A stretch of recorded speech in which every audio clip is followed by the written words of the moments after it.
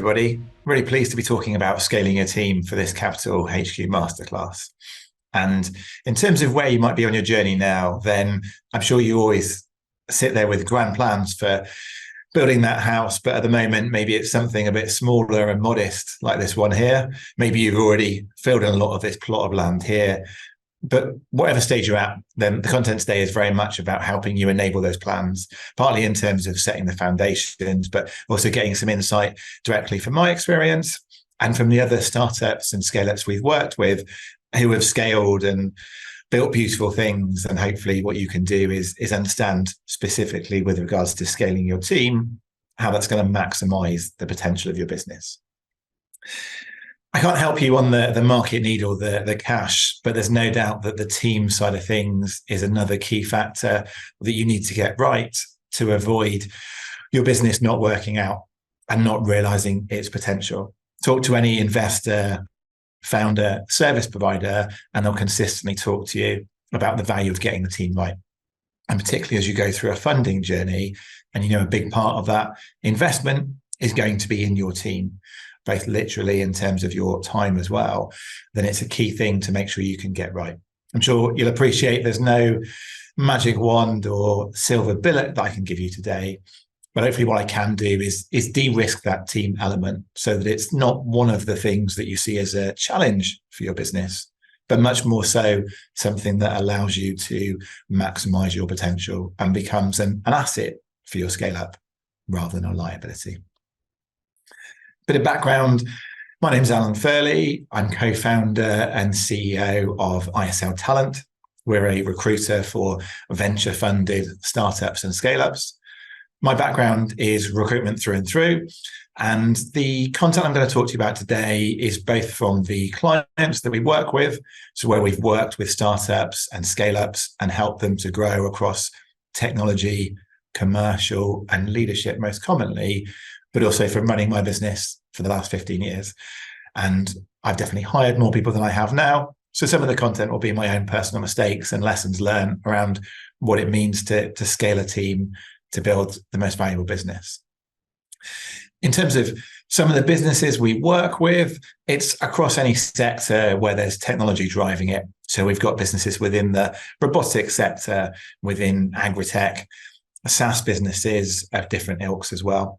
And one of the things that's particularly common as part of their growth story is, of course, the funding rounds they've raised. So all of these businesses we've worked with here this year, a lot of their activity is being driven around funding. So it's not the only reason you need to hire, but it's clearly a big part of where you need to hire at scale. And some of the stuff I'll talk to you about today are things you'll want to do once you've completed your funding, but also there are things that you can do right now, no matter what stage you're at, to maximize the value of your team as you scale. So it's all about hiring to scale. And I'm trying to address what I see as some pretty common challenges across those earlier stage businesses that are looking to scale.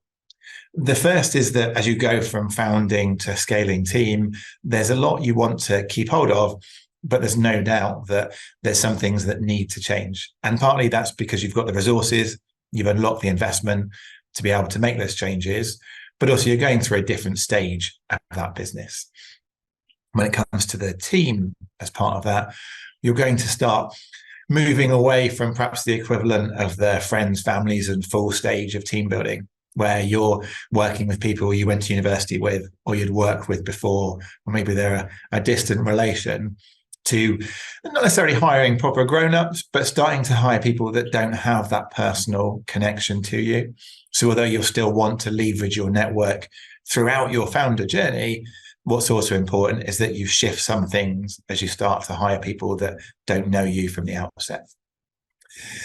And of course, you will have money coming in, which is great because it really allows you to move on in regards to the hiring you're making. But equally, whether you are raising 500,000, 5 million, 50 million, you don't want to approach that resource as having money to burn. And there's no doubt there's a lot of founders that I've spoken to who have raised a round of funding, gone out and only with hindsight realized they've invested in the wrong areas of their team. So although you have money, it's not sitting there ready to burn. So there's things you want to be really careful on around funding and the impact it would have on the hiring side. So what are some common challenges that hopefully will resonate with you or are simply worth you being aware of? Well, the first is that consideration around, what do I need? Should I invest in sales first or marketing? Do I need to hire someone at a senior level or maybe a more junior talent? Should I take someone full-time, or is an interim or part-time resource the best? And that's some of the things that we'll talk about today. Secondly, how do I stand out? As much as I'm sure you're proud of your brand, compared to big tech companies, logos, and big budgets, then it's really difficult sometimes as a startup or a scale-up to know how you stand out to the best talent in the marketplace and make sure your story is heard by the right people. And finally, how do you hire the right person? So whether this is about your first 10 hires or going from employee number 50 to 100, the impact of making a bad hire can really destroy the fabric of your business and set you back months, sometimes even more meaningful periods of time on your ability to scale. So again, there's nothing I'm going to tell you today that will guarantee you get it right every time, but there's a lot we'll cover, a lot of things you can do which will reduce the risk of making a bad hire, and hopefully from the outset make sure you hire the right person. A lot of the stuff I'll talk to you about today is from the work we do with different startups and scale-ups. So we've got the aptly named talent framework that covers everything from the planning side, talent planning, through to team retention. And I'm putting this up here as an illustration of the things you need to think about across your employee lifecycle. Whether you engage with a business like ISL Talent or doing it yourself, these are the key things you need to think about. And this maps through to some of the content that we'll cover today. And the aim is that you will get to a point where you recognize your team is not a sum of individuals. It is something much greater than the sum of its parts, and creates magic just like an orchestra, where you've got different people playing different roles, but when it all comes together, it really produces something that you're very proud of. And that's an ongoing thing rather than a finite performance, but a journey that I hope I'll help you with in some way. So the agenda really is to talk about what you need, how do you stand out, and how do you hire the right person? So to jump into that first question, what do you need? As a founder who is going through a scaling journey and knows you're going to need to find extra people to join you on your journey, where do you start? Well, there's a few ways to look at it. A lot of times we're working with businesses that are maybe raising 1, 2, 5, 10 million pounds. And that investment, very broadly speaking, is going to go into growing their commercial team or growing their technology, and sometimes both. And perhaps with the investment climate at the moment, maybe there's a slight more emphasis I've seen on the commercial growth rather than the tech, but both are equally important. So if we take an example here, if you have an org chart, you'll work towards one day where on the commercial side of things, you've got a chief commercial officer, sales director, business development managers, SDRs. Then if you're starting off with simply yourself as founder, or maybe a founding team, and you need to build out your commercial team, where do you start? How do you avoid hiring too senior or too junior? And I don't think there's necessarily a right or wrong answer here, but there are some rules of thumb that I'll talk through that, based on the experience I've seen working with different startups, talking to founders about how they've made that decision, and with hindsight, what they would have doubled down on and what they might have done differently.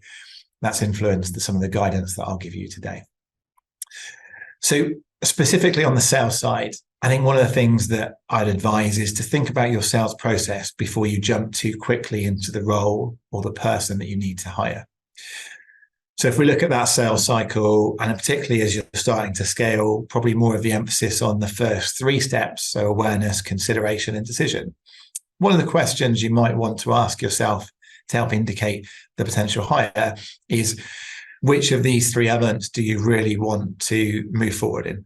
If it's across all of them, maybe that might be an indication you need someone who's experienced as a salesperson across all those areas, and maybe a little bit more experience that they can jump from one to the other.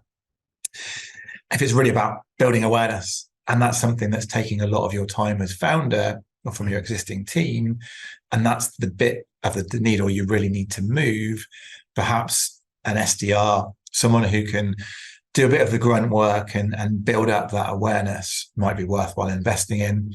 Or maybe that's where a marketing function might be good if you've got the time and resources, and it's not simply about maximizing the sales now, but perhaps investing in that longer term demand generation play. And of course, as you go through your journey, you'll want to start to invest much more in retention and advocacy. Maybe that's something as a founder you're retaining for the time being. So think about that sales process. But if we're assuming that it's about building new business, and that's a really key part of where you want to invest in your commercial team, you've probably all heard of the hunter-farmer analogy.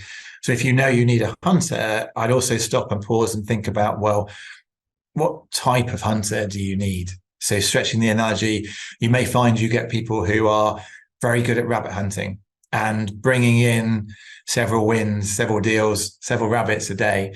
And they're very much volume, transactional driven hunters. You might find that you need something a bit more substantial. Someone who's used to bringing in a few per week, and the equivalent here of a deer hunter.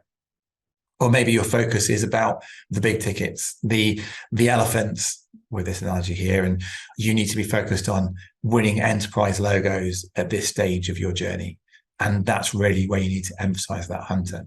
So rather than going out blindly and saying, I need hunters, think more specifically about, is it someone who's going to win lots of deals, or someone who understands the complexity in selling enterprise software to Fortune 500 companies, because those two people will look very different. And the way that you'll map out what you're looking for will clearly be different from your rabbit hunter versus your elephant hunter. Some questions to guide, and these definitely aren't absolutes, but as you think about, should I hire junior or senior? Is this an operational or strategic hire? And maybe, is it a fractional person I need, or do I need to invest in someone full time? These are some of the questions that I would think about. So I won't go through all of these now, but to pick on a couple, if you need this person to be foundational in building a team, then there's much more chance you're going to look for someone senior and someone who can help on the strategic side of things, rather than someone who is a bit more operational and junior focused. If your expectations and metrics are clear, then maybe you can afford to take someone a bit more operationally focused. If they're not, then maybe you'll work with someone more senior or strategic.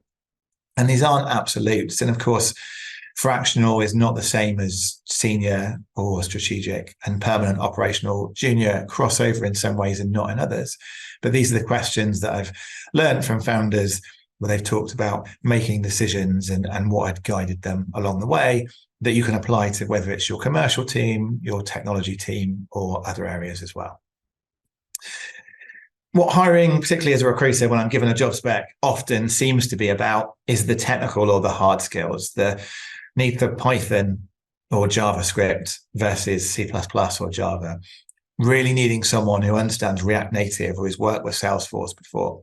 And there's definitely a valid aspect of this where you do need someone who is familiar with your tech stack, or ideally has used the tools you're using. But from my personal experience, and from talking to people who've scaled really successful businesses, they won't talk about those things. They'll talk about these things.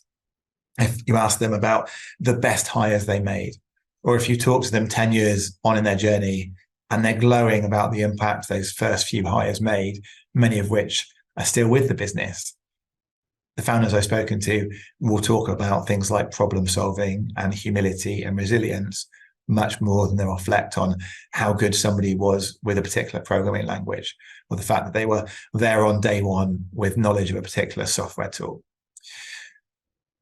But in your hiring process, this often isn't reflected.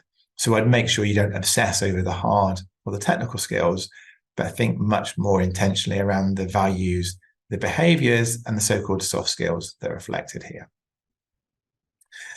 When it comes to defining a role, and this would apply across any role, a lot of people I talk to, they start off with a list of skills, and it's often a really long list, 10 essential skills and 15 desirable ones, to exaggerate to make a point, but a whole list of skills, or even worse, perhaps experience, which is sometimes a poor proxy for skills. So I need a graduate, or I need 10 years marketing experience. So don't start with the experience. You can start with the skills, and maybe that then leads you into the tasks that someone is doing. and what a typical week looks like. And maybe then, and maybe not at all, do you then think truly about the purpose of the role? Why is it you're hiring for it? And in 18 months' time, being a common milestone, and in 18 months' time, being a common timescale, if you're looking at different funding rounds, then what does success look like? Now, in my experience, rather than Googling an old job specification or recycling something that had worked for you in a previous company, what you should do is start with a blank sheet of paper and start at the top of this pyramid rather than the bottom. Think and talk to the people in your team, your investors, your advisors. If we're going to invest in someone on the sales side, or if we're going to put some of this next funding round into a chief technology officer, how will we know it's worked? In 18 months' time, if I'm walking around the block or jumping on a Zoom with this person and saying, hey, job well done, what sorts of things am I going to be talking about? For some roles, this will be easier than others, but across all roles, if you have, in effect, the purpose, the point of hiring for the role in your mind to start off with, I believe it helps these other things like the tasks and the capabilities flow much more easily. I think it helps to widen out your talent pool. So I've chosen this pyramid because it means the skills you're looking for are likely to be tapping into a much more diverse talent pool if you start this way around. And I think it also helps to, when you're talking to candidates, really get across to them the sense of what you need them to be achieving and hopefully how that ties into where their potential is to add value. So there's, of course, more to this when you're forming out a job specification. But if you start at the top and work your way down, I think you'll end up with a much more holistic and thought through idea as to what you're looking to hire and what it is you actually need, and hopefully answering some of those questions around seniority and timescales for bringing someone in. So that's it in terms of what it is you need. And of course, once you've thought through what you need to think about how you stand out to the best talent. So you can do some really good hiring through posting job adverts, and you do need to make sure that is part of your hiring strategy. But if that's the entirety of your hiring strategy, there's a real danger you're only tapping in maybe to 15 or 20% of the talent pool out there. The people that are active, searching for jobs, registered to different job boards, actively applying for something they see on LinkedIn or Indeed. And you'll find some great candidates there. But if it's what you're relying on, you're missing out on a big part of the market and the majority of the market. So some 85 to 90% of people are open to new opportunities. They're not active, or at least the majority of them are not active job seekers. But if the right opportunity comes under the radar, they'll entertain it and potentially move from a good job they're in to the great job that hopefully you can show them you have. But you want to engage with those people in very different ways because they're not going to see your job, or at least not going to see it as the first thing they look at. So going back to that buyer's journey I talked about in defining what you need on the sales side, you can think of it in a similar way, putting the candidate in the role of buyer. If you're only advertising for roles and that's the only way that you hire people, you're only focused on those people who are already in that decision mode. Like I said, a small percentage of people. Whereas if you are building your employer brand, out there talking at events, sharing content on your social that's relevant to potential employees, helping them understand parts of your team, there's much more chance you'll catch people as they're developing awareness and starting to consider moving to a new role. And it might not give you the immediate hires, but the more you invest in that early stage of the buyer's journey, the more confident you'll be in your ability to reach people when they are at decision time or when you have a live opportunity and want to capture their attention. So think about that active passive a little bit like sales and marketing in your business. And you can't only focus on one. You need to focus on the people who are ready to buy right now, but also develop that customer base, or in this case here, that talent pool for the longer term. And one way to think about it, if I was a Hollywood film director and trying to convince you to buy tickets with your limited time to come and see my latest film, I could send you a 300-400 page movie script, which would give you all the detail that perhaps you'll want at some point. but I'm probably much better off sending you something concise and succinct and engaging like a trailer. And that's going to give you the hook, capture your attention, create some interest and some desire, and hopefully cause you to take action, which is coming to see my film. And the reason I mention this is because it's really easy to confuse or to conflate a job description and a job advert. These are both essential things, but don't go to market using a job description as an advert. Those two things should be consistent, but the advert is much more your trailer versus the job description being a movie script. And again, that ties into being able to capture people's attention rather than give them something bland and boring, which, to be fair, a job description can often be, and hope they get excited about that. Within hiring, and in the 20 odd years I've been in recruitment, we've seen a shift here, but perhaps not across the board, from that balance of power in my early years was always very much with the client, and they were sat on the throne, making a list of demands as a hirer, saying, Mr. or Mrs. Candidate, I need this, this, this, this, this. And as I touched on earlier on, that list becomes all too long and really excludes a lot of good people.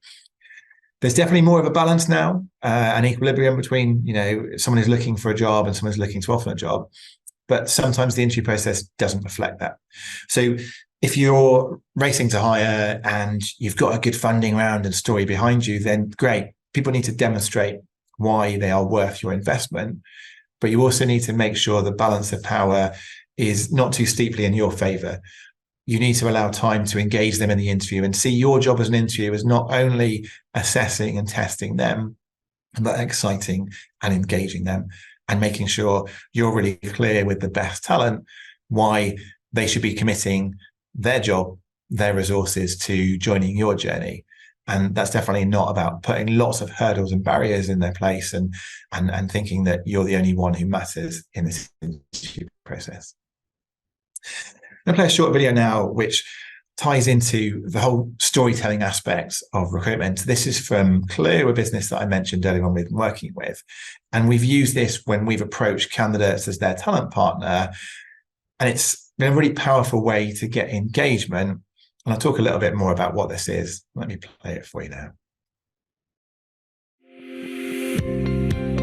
Lots of technology companies claim to make a difference, but do they really? What did you do today? Today, I ran a customer requirements workshop. I tested a prototype feature with customers. I helped onboard a customer. I helped review a success plan with a customer and develop new functionality to help customers to become more efficient. So what? What difference did you make? I helped tackle human trafficking. I helped stop environmental crime. I helped prevent child abuse. I helped to tackle serious, organised crime. I helped prevent animal cruelty. If you want to work for a technology company that helps organisations around the world achieve justice and prevent harm, join us.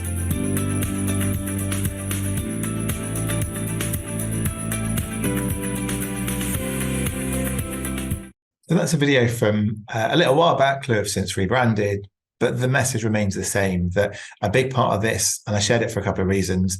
Firstly, that candidates want to, as much as they'll buy into you as founder, as you scale and grow your team, they'll want to see people within the team. And that's really where a lot of trust gets built. But the other thing, Clue have got a really good sense of purpose amongst their team, which hopefully came out there. But the other thing is that that's so what? The second part of the sharing from the team there could only really be Clue story. So you wouldn't want to copy that, but you do need to think really hard about what is the story that you're going to tell. And maybe that's a different story post-funding than it would have been in those early years.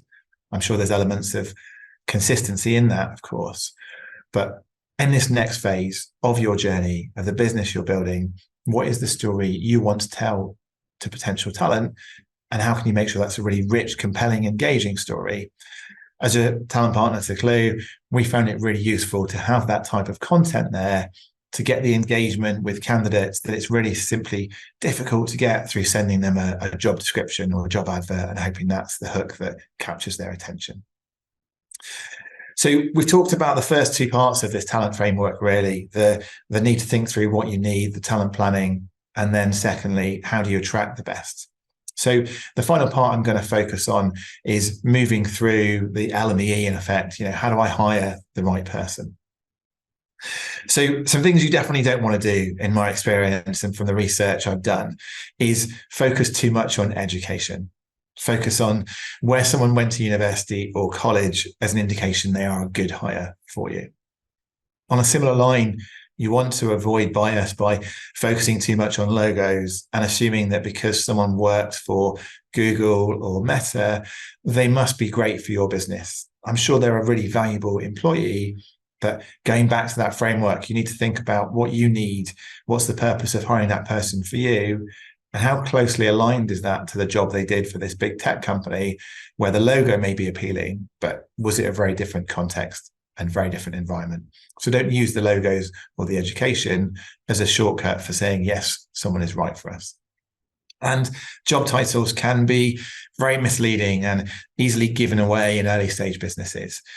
One person's director of sales will be very different to another person's. So don't obsess over the job title someone had before, but talk to them much more about what they did in the role and what they achieved. And as part of that, throughout your interview process, whether it's your initial screening or your interviewing on the first stage or final stage, you need to measure what matters. And that's unlikely to be how many years of experience someone had, where they went to school or college, or some other things that you might look at, like like how much they've done in their career previously. You want to focus much more on their potential rather than their credentials. And some research that I saw last year really illustrated the different things you can do to assess people. So this chart here shows the things that predict future performance well. And I won't go through everything in detail, but 0.1, 0.2, these are really weak indicators. Years of experience and education aren't a good indicator that someone's going to perform in the future. What you really want to be focusing on is the top few things here. So structured interviews, cognitive ability tests, and work sample tests, which is a simple explanation, is about a practical exercise that talks much more to the nature of the work you want to do than poring over 2 sheets of A4 and hoping that tells you what you're looking for.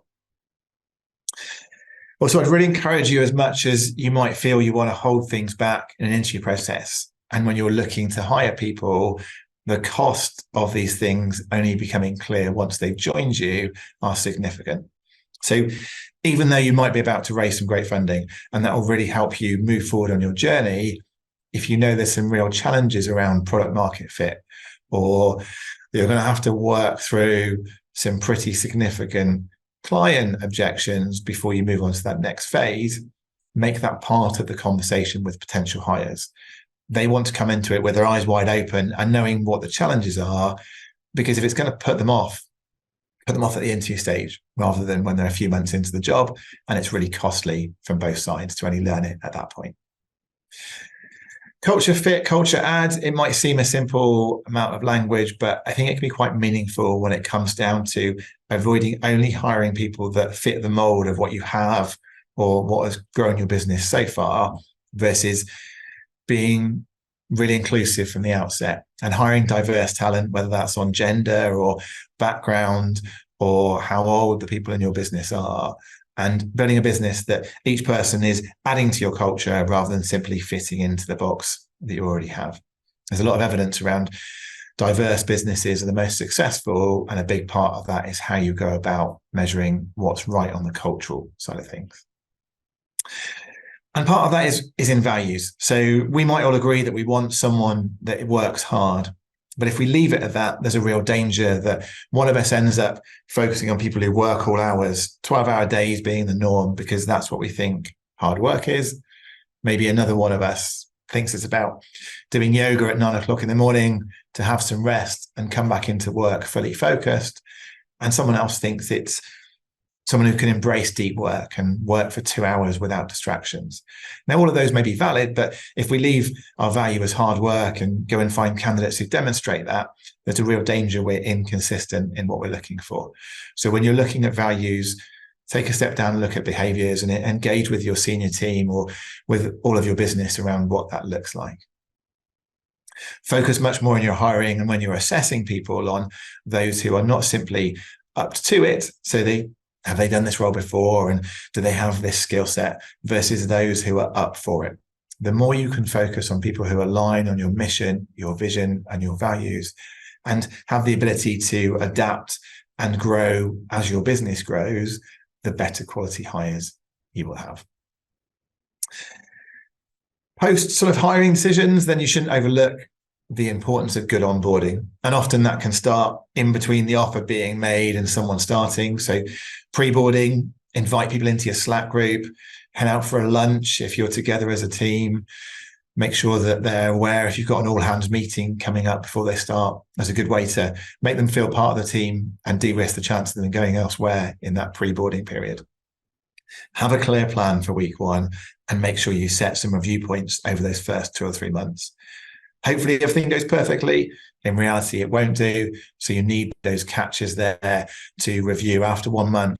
Where do you feel you're at? Where do we feel you're at? And how do we make sure that we get back on track or build on the success you've already had? When it comes to retention, I'm not going to cover this in detail here, but one of the things I think is really useful to think about is what Daniel Pink talks about in his book Drive. And that's 3 things: autonomy, mastery, and purpose. And if you apply those across your business and think about this with a retention lens on, I think you'll get much more powerful retention than if you focus too much on job titles and salary. So are you giving people the ability to work freely and not micromanaging them, i.e. autonomy?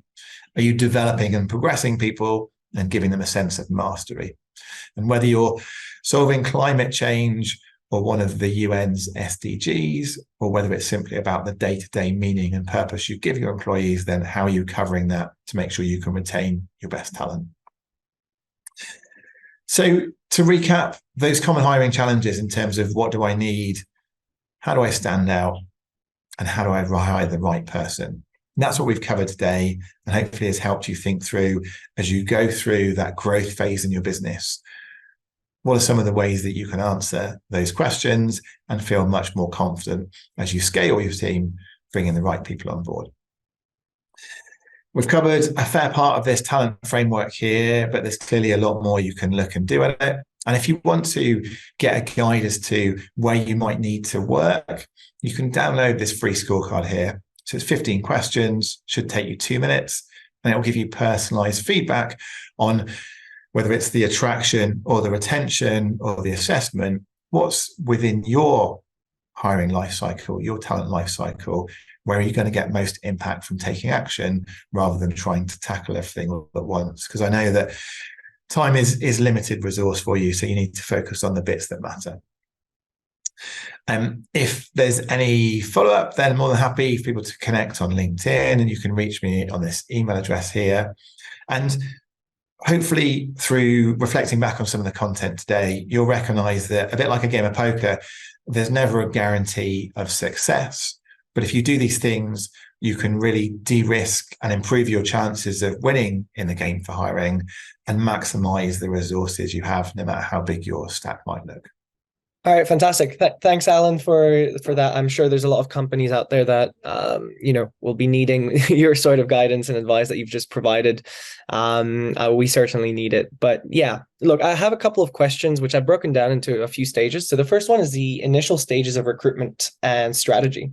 Yeah. So before maybe securing a funding round, what strategic steps should founders take in terms of hiring? For example, how does early recruitment impact future investment prospects? Yeah, I think there's a lot going on around a funding round. So I know that there's a finite amount of time and effort that you can put into the hiring side, and perhaps it's only when you secure the close of the round that you're going to launch fully into hiring mode. I think simple things like mapping an org chart can be a really useful thing as part of both the hiring and the fundraising process. So being able to go and tell a story to investors, this is the team we have, this is what's worked well for us so far, this is where we want to get to. And without being too adamant around certain routes, these are some of the ways we think we're going to go about that. I've seen that really helps to encourage conversations with investors, to get feedback on plans, and then get to a point where you feel much more confident. And also sometimes kind of lock referrals from investors. And they say, well, if you need someone to scale out internationally, then you should speak to so-and-so and so-and-so. And so in a way, it can solve some of your future hiring plans, as well as de-risk that team aspect to investors. All right, fantastic. Yeah, keep going. Another thing I definitely think, as well as, it ties into the org chart, but investors want to know you understand your numbers. So benchmarking your salaries is really important. Not being naive and thinking you're going to hire a vice president of sales and pay them £50,000 or $50,000. So understanding the compensation in the market for those future hires is key. Yeah. But also what's really important, you've probably got to the point you're at and become investment ready by having a really good team so far. So you're going to need to add to it, but you also probably want to keep as many of your existing team as possible. And maybe they joined you not quite a market salary, or the market's moved since they joined you. And so if you don't get that right and rush straight to making new hires, there's a real danger you'll bring new people in while you're losing the valuable people that have got you there. So I think benchmarking salary is another really key thing to get right. So talk to your advisors, your peers. We do it a lot with our clients where a founder will come to us and say, Alan, I'm 3 months away from completing a funding round. Can you help me look through a spreadsheet of numbers so I can think through retention, recruitment, and make sure from a talent perspective, it's not all about salary, but that's a big thing that you can get right or wrong. So you need to look at it pretty importantly. Yeah. So I think leading on from that, you mentioned salary. What about, equity, right? So given the competitive startup environment, how should founders effectively use equity options to attract top talent? Perhaps, do pay your VP of sales $60,000, but for a time being before you get in your next funding round, but you should use equity, or maybe you shouldn't. Could you give some insights on that? Yeah, I think it's a really valuable thing for founders to use. So no matter whether you're about to secure a few £1 million of funding, the reality is you're still working with limited resources. Yeah. And equity is a really valuable part of that resource. And most founders recognize that, but sometimes they waste or don't maximize the impact it can make.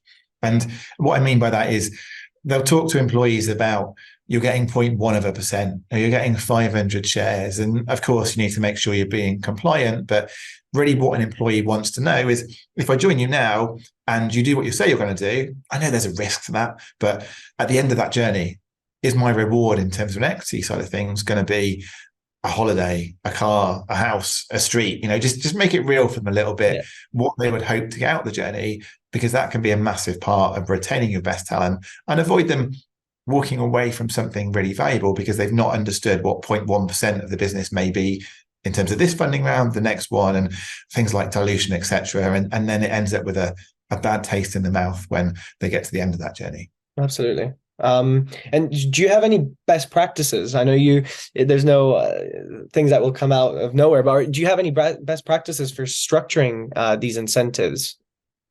I think that's one of the things that a few of our clients have found really useful is any candidate they want to offer, to make them 2 or 3 offers, and that being a different combination of salary versus equity. So in simple terms, high salary, low equity, or low salary, high equity.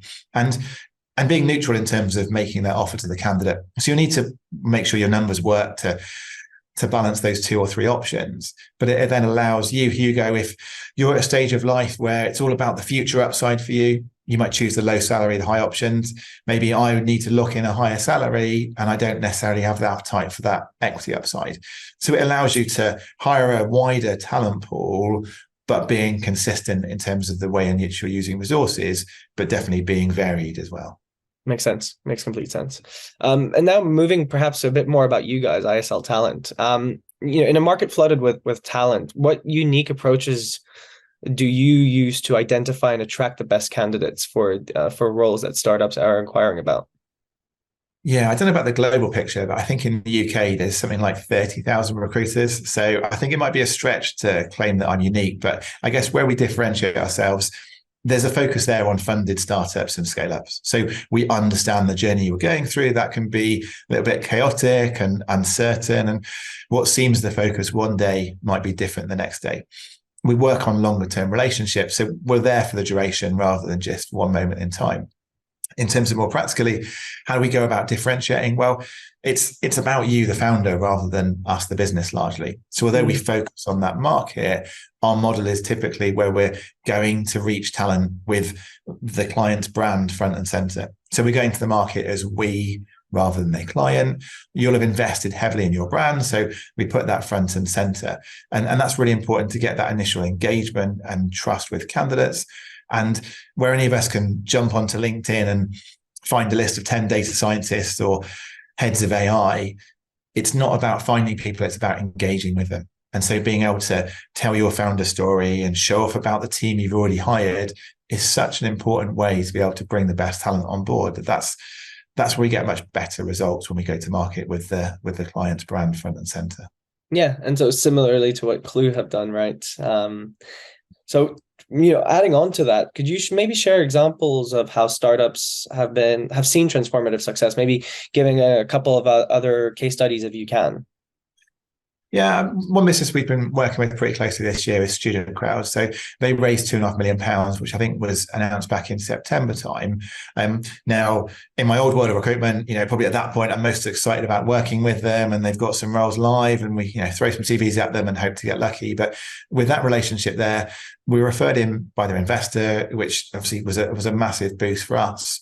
But probably 3 months prior to them closing the round, and we spent several hours with the founders, helping them work through their org chart, their salary benchmarking, and some work on their employer brand, so that when the round was publicly announced as closing, they were already well on the way on a couple of hires. So particularly on the sales side, they've been able to bring people in this quarter rather than in the next 2 quarters. And clearly that will hopefully have a return for them on the revenue growth.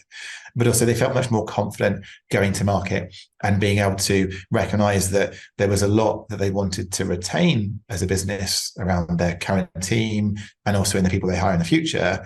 But there was definitely, this was an opportunity to bring in new talent, whether that's more SaaS expertise or, a different sort of commercial person. And I think thinking through that a little bit meant that it wasn't all smooth sailing when we went out to hire, but we were a lot more comfortable from both sides what the game plan was going to be. We ran a campaign that led to, I think, 4 hires in the first 3 weeks. And that's because we're good at our job, but also because they'd taken the time to engage beforehand so that we're all on the same page when we then went out into the active market. Makes sense. Complete. And moving on in regards to, read this thing recently, very interesting. A large proportion of current jobs did not exist at the turn of the century, right? In a rapidly evolving tech landscape, especially with the advent of large language models and AI, how does ISL Talent stay ahead of the curve in understanding and adapting to new needs and trends in tech startup recruitment? Yeah, I think it's a challenge, isn't it? And I've got a 9-year-old son, and if I think about what job he might be doing in the future, I have no idea where I'll start. So I think when we're engaging with somebody, then if it's in the moment, it's much more talking to them about the purpose of the role and what they're looking for, and using that rather than obsessing too much about whether that title's existed before, whether someone's done that.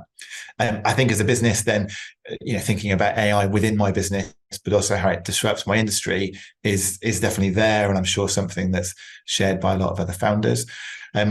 I think no matter what jobs people are doing now and how that compares to the future, I think the culture and the values are going to be the thing that is consistent and make a big part of the difference in those first 10, 50, 100 hires. So it's not to say that culture and values are unimportant if you're running a business of 2,000 people, but there's much more impact in getting it right or getting it wrong.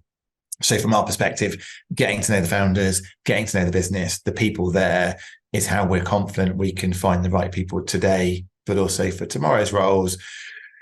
I'd love to say I keep track of all the trends that are there, but there's always a new role popping up, whether it's, this year's prompt engineer and next year, who knows what it will be.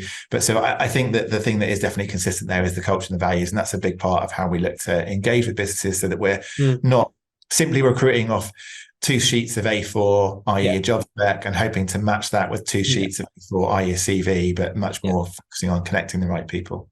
I really like that. I think, and I think that leads on to my next question, which we'll probably go in a bit more detail about this, but how do you envision ISL in its role with the ongoing journey for a startup? So beyond just the initial hiring phase, right? About building that culture, building that messaging. Could you maybe elaborate a tiny bit more on that?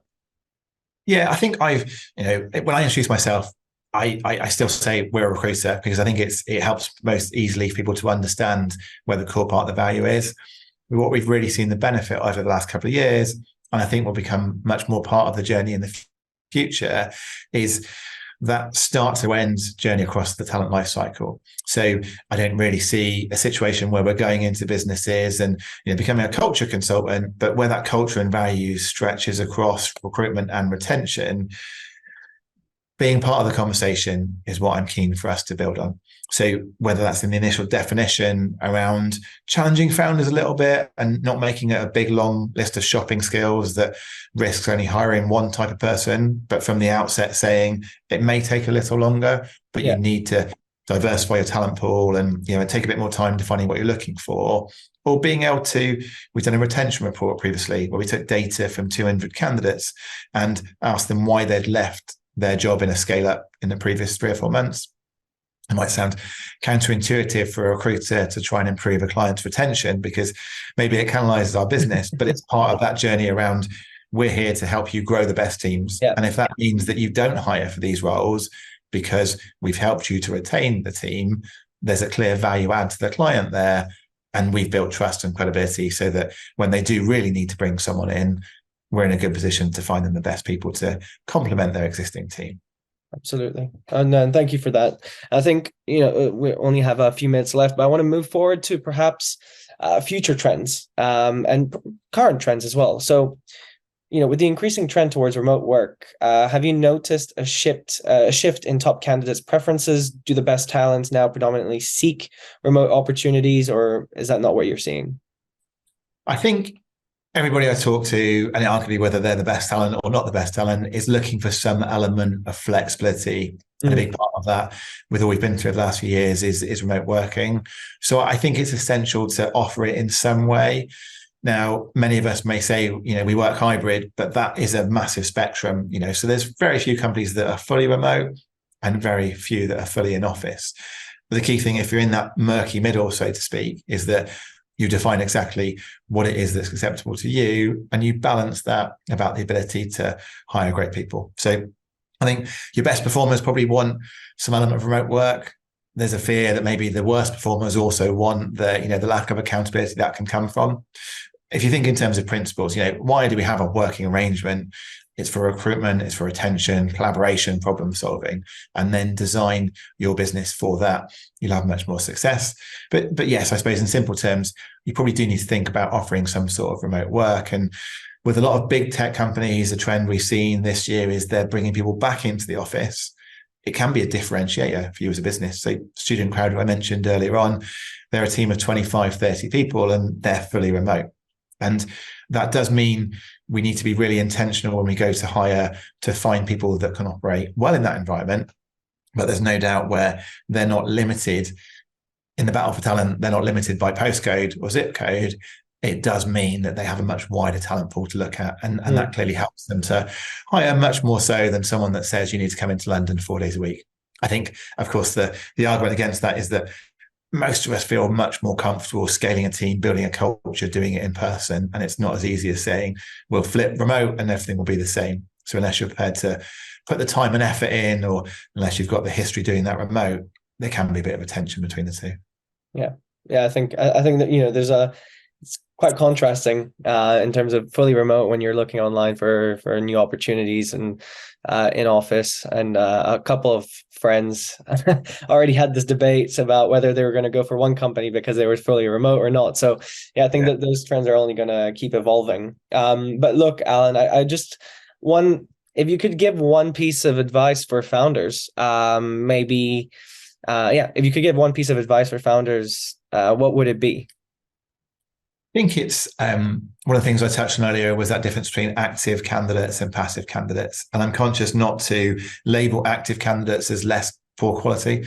But I think if your hiring strategy is only based on focusing on active candidates, you'll never see the breadth of the market. So some of these things you might not see return for 1 or 2 years, but investing in getting your name out there, building relationships with the local community or relevant groups, jumping into Slack communities where your talent pool will spend their time to build up some some connections and to get your name out there.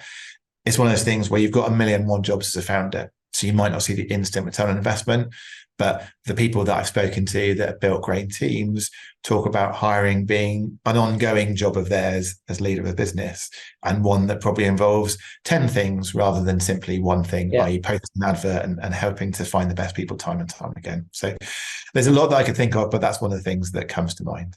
So marketing for talent long-term, building that brand amongst talent. Yeah, 100%. It's a long-term game. And a big part of that is adopting a marketing in your talent rather than always in sales mode. Fantastic. Well, Alan, I'd like to say a big thank you to you. It's been a pleasure. And yeah, for anyone who's interested in chatting with Alan, obviously on the Capital HQ Masterclass website and on the event, there'll be all his information there. Thank you very much, Alan. Thanks, Hugo. Thanks very much, everybody.